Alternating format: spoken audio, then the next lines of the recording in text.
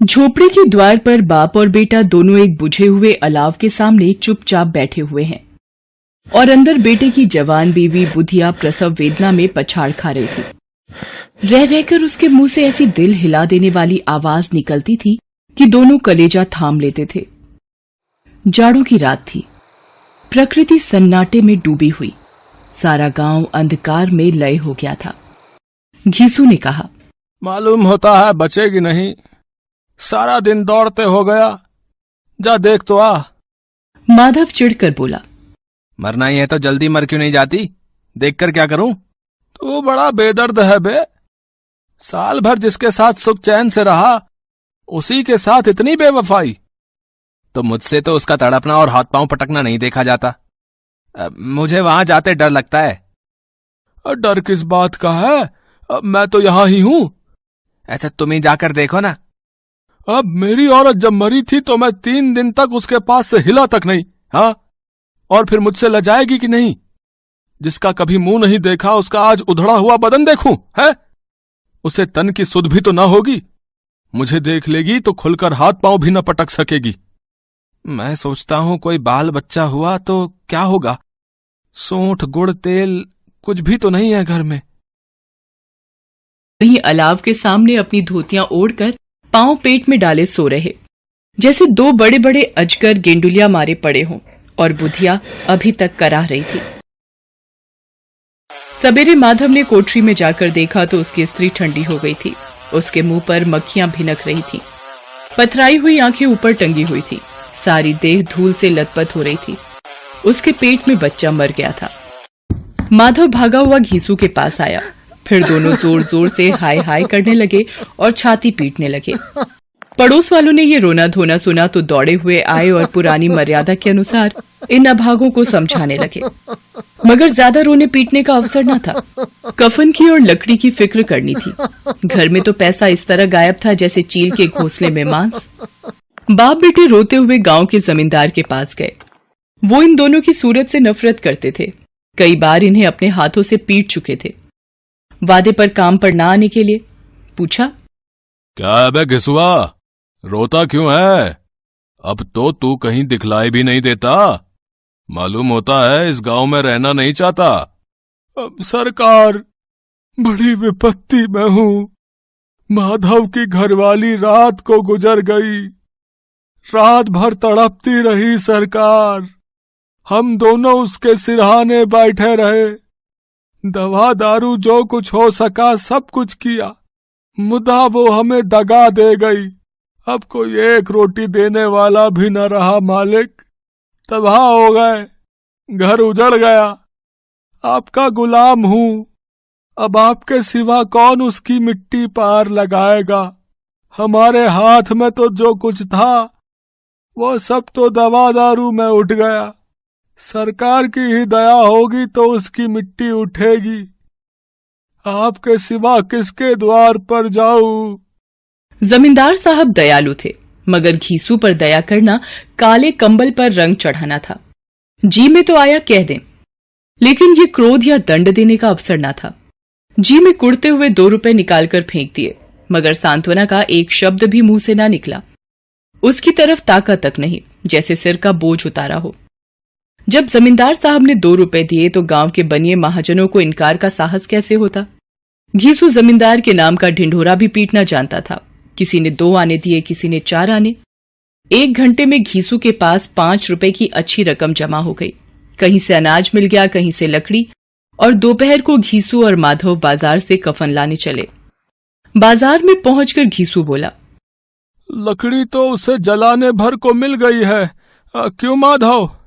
हाँ, लकड़ी तो बहुत है, अब कफन चाहिए। तो चलो कोई हल्का सा कफन ले लें। हाँ और क्या, लाश उठते उठते रात हो जाएगी। रात को कफन कौन देखता है? कैसा बुरा रिवाज है कि जिसे जीते जी तन ढकने को चीथड़ा भी ना मिले, उसे मरने पर नया कफन चाहिए। कफन लाश के साथ जल ही तो जाता है, और क्या रखा रहता है? यही 5 रुपए पहले मिलते तो कुछ दवा दारू कर लेते। दोनों एक दूसरे के मन की बात ताड़ रहे थे। बाजार में इधर उधर घूमते रहे। कभी इस बजाज की दुकान पर गए, कभी उसकी दुकान पर। तरह तरह के कपड़े, रेशमी और सूती देखे, मगर कुछ जचा नहीं। यहां तक कि शाम हो गई। तब दोनों न जाने किस दैवी प्रेरणा से एक मधुशाला के सामने जा पहुंचे। वहां जरा देर तक दोनों असमंजस में खड़े रहे। फिर घीसू ने गद्दी के सामने जाकर कहा, साहू जी, एक बोतल हमें भी देना। दोनों बरामदे में बैठकर शांतिपूर्वक पीने लगे। कई कुज्जियां ताबड़तोड़ पीने के बाद दोनों सरूर में आ गए। घीसू बोला, दुनिया का दस्तूर है, नहीं लोग बांबनों को हजारों रुपए क्यों दे देते हैं? कौन देखता है परलोक में मिलता है या नहीं? बड़े आदमियों के पास धन है फूके, हमारे पास फूकने को क्या है? लेकिन लोगों को जवाब क्या दोगे? लोग पूछेंगे नहीं कफन कहाँ है? अबे कह देंगे कि रुपए कमर से खिसक गए, बहुत ढूंढा मिले नहीं। लोगों को विश्वास ना आएगा, लेकिन फिर वही रुपए देंगे। माधव आसमान की तरफ देखकर बोला, मानो देवताओं को अपनी निष्पापता का साक्षी बना रहा हो। इस अनपेक्षित सौभाग्य पर बड़ी अच्छी थी बेचारी, मरी तो खूब खिला पिला कर। आधी बोतल से ज्यादा उड़ गई। घीसू ने 2 सेर पूड़ियां मंगाई। चटनी, अचार, कलेजियां। शराब खाने के सामने ही दुकान थी। माधव लपक कर 2 पत्तलों में सारे सामान ले आया। पूरा 1.5 रुपया खर्च हो गया। सिर्फ थोड़े से पैसे बचे रहे थे जैसे जंगल में कोई शेर अपना शिकार उड़ा रहा हो। न जवाबदेही का खौफ था, न बदनामी की फिक्र। इन सब भावनाओं को उन्होंने बहुत पहले ही जीत लिया था।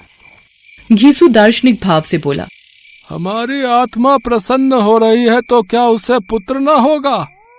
जरूर से जरूर होगा। भगवान तुम अंतर्यामी हो, उसे वैकुंठ ले जाना। हम दोनों हृदय से आशीर्वाद दे रहे हैं। आज जो भोजन मिला वो कभी उम्र भर न मिला था। एक क्षण के बाद माधव के मन में एक शंका जागी। बोला, क्यों दादा, हम लोग भी एक ना एक दिन वहां जाएंगे ही। घीसू ने इस भोले भाले सवाल का कुछ उत्तर न दिया। वो परलोक की बातें सोचकर इस आनंद में बाधा न डालना चाहता था। जो वहां हम लोगों से पूछे कि तुमने हमें कफन क्यों नहीं दिया तो क्या कहोगे? कहेंगे तुम्हारा सिर। पूछेगी तो जरूर। तू कैसे जानता है कि उसे कफन न मिलेगा? तू मुझे ऐसा गधा समझता है? 60 साल क्या दुनिया में घास खोदता रहा हूँ है? उसको कफन मिलेगा और बहुत अच्छा मिलेगा। माधव को विश्वास न आया। बोला, कौन देगा? रुपए तो तुमने चट कर दिए। वो तो मुझसे पूछेगी। उसकी मांग में तो सिंदूर मैंने डाला था। कौन देगा? बताते क्यों नहीं? वही लोग देंगे जिन्होंने अबकी दिया। हाँ, अबकी रुपए हमारे हाथ न आएंगे। भरपेट खाकर माधव ने बची हुई पूड़ियों का पत्तल उठाकर एक भिखारी को दे दिया, जो खड़ा इनकी ओर भूखी आंखों से देख रहा था और देने के गौरव, आनंद और उल्लास का अपने जीवन में पहली बार अनुभव किया। घीसू ने कहा, ले जा, खूब खा और आशीर्वाद दे।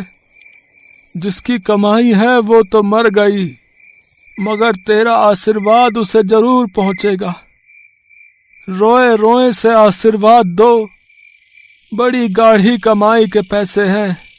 वो वैकुंठ में जाएगी दादा, वैकुंठ की रानी बनेगी। हाँ बेटा, वैकुंठ में जाएगी। किसी को सताया नहीं, किसी को दबाया नहीं।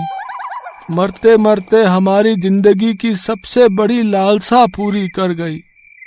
वो ना वैकुंठ जाएगी तो क्या ये मोटे मोटे लोग जाएंगे, जो गरीबों को दोनों हाथों से लूटते हैं और अपने पाप को धोने के लिए गंगा में नहाते हैं और मंदिरों में जल चढ़ाते हैं।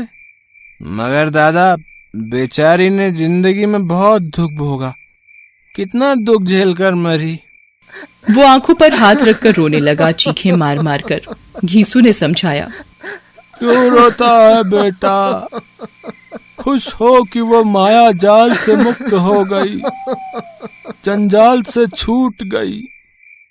बड़ी भाग्यवान थी जो इतनी जल्द मोह माया के बंधन तोड़ दिए।